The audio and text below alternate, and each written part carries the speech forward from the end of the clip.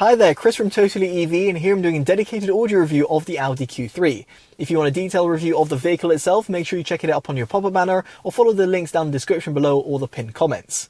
Now to kick off, I have to talk about its audio configuration, and as standard you've got a 6-speaker setup.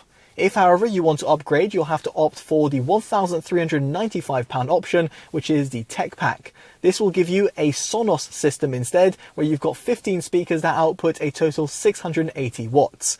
Now this is what was fitted on this press vehicle. So diving into it, you have got audio drivers that are found within each of the front doors, 2 audio drivers that are found within each extremity of the dashboard, and then you've got 2 audio drivers that are found within the center of the dashboard. Then towards the rear, you've got 2 audio drivers that are found within each of the rear doors.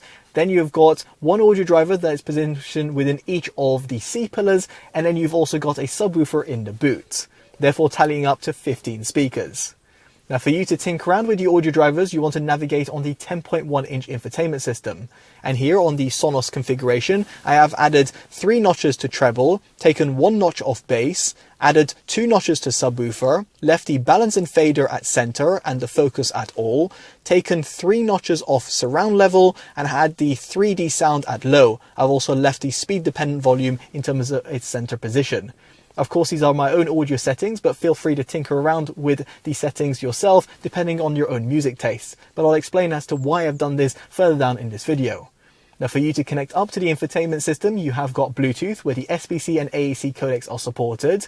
If however you want higher quality playback, you'll want to connect up wirelessly. And in this respect, you have got Wi-Fi with the likes of Android Auto and Apple CarPlay. Better still, you can also plug in your smartphone for the utmost audio quality, and therefore you have got 2 USB Type-C ports that are positioned towards the front of the center console. Moving swiftly on, we get on to cabin noise, and here the objective measurements that were recorded using a sound meter will be on your screen. What I'll say subjectively, however, is that the Q3 TFSI does a good job both at lower and higher speeds. There's not much rolling noise that can be heard coming from the tyres, and when you're going on the motorway, there's not much wind noise that can be heard deflecting off the A-pillars nor the wing mirrors. Now with all of that out of the way, let's go on to an audio demo. I appreciate it's not going to be ideal over YouTube, but it'll give you a bit of a taster. I'll be placing the camera and microphone in 4 separate locations and playing back a track. It's from Priya J and it's titled Like Me.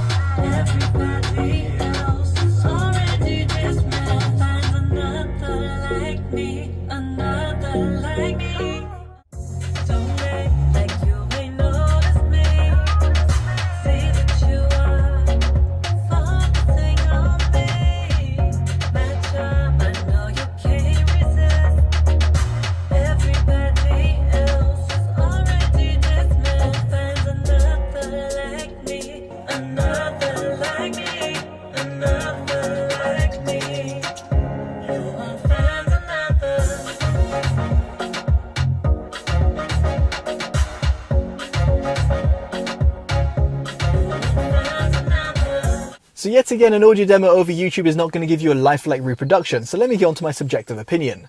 Now first off, in terms of the sub-bass extension, in other words that low-end rumble that you'll hear or feel, it's certainly present, and that's thanks to the fact you've got a dedicated subwoofer. Therefore it's going to be a worthwhile upgrade over the stock 6-speaker system, but it won't quite compete with some more premium audio systems out there on the market. On the flip side, the overall mid-bass is actually done to perfection, both in terms of the quantity and quality. Of course, the quantity is very subjective, and in my case I took 1 notch off the bass EQ, but in terms of the quality, in terms of the objective measurements over here, I do think it's actually very impressive. Now as for the overall mid-range, it is a little bit recessed and pushed back. Not too much so, because you can still appreciate male and female vocals, but I do feel that it's quite disappointing that Sonos and Audi have taken away the mid and high range EQ controls, and indeed lobbed them into a single treble EQ. Now, of course, I did add a few notches in terms of the treble EQ, not only to benefit the highs, but also to boost the mids a little bit, without hampering the overall accuracy. But by adding too many notches on the treble EQ, it will make the sound system feel a little bit too ear fatiguing. In other words, it'll be too sibilant and harsh at the top end. Of course, that was the case for me with my own hearing range. Now, indeed, over here, the overall highs do actually extend well at the front, thanks to the fact you've got dedicated tweeters within the dashboard, and also at the rear, due to the fact you've also got tweeters positioned within each of the doors. Now, as for the overall soundstage, it's a little bit of a tricky one to analyze, because with the 3D sound mode disabled, you get a unidirectional sound. If, however, you enable it, for example, go on the low mode preset, you'll find that there's a slight little bit of an odd reverb. The same sort of comments were said when I reviewed the Sonos system that was present in the Audi Q4 e-tron. And unfortunately, it's the same case that can be said about the Q3 TFSI. This means that if you do want the utmost accuracy, you might want to disable 3D sound, but if you want a little bit more of that engagement and dynamism and that extra width and depth, you might want to enable 3D sound, but then take away a few notches from the surround levels, like I did and as I shared via my own EQ. Now, what I'm trying to say over here is that the audio system that's comprised within the Audi Q3 certainly does benefit from that audio upgrade, in other words, the Sonos system. But it doesn't exactly excel across the sound frequency range, and given the lack of control and also the overall odd soundstage that you will get, specifically if you enable that 3D sound, it means that there's some other audio systems that you might want to consider, at least if you're a budding audiophile. Nonetheless, it's a worthwhile consideration at £1,395, as it also includes some other goodies within the technology pack. Now, I'd be curious to know what you make of the audio system within the Q3 TFSI down in the comment section below. And of course, if you want to see some more reviews from myself and the channel, make sure you subscribe, drop a like, and of course, hit that bell notification. All of which would be greatly appreciated. As such, I've been Chris from TotallyEV, and I'll hopefully see you in the next one. Take care of yourselves, and goodbye.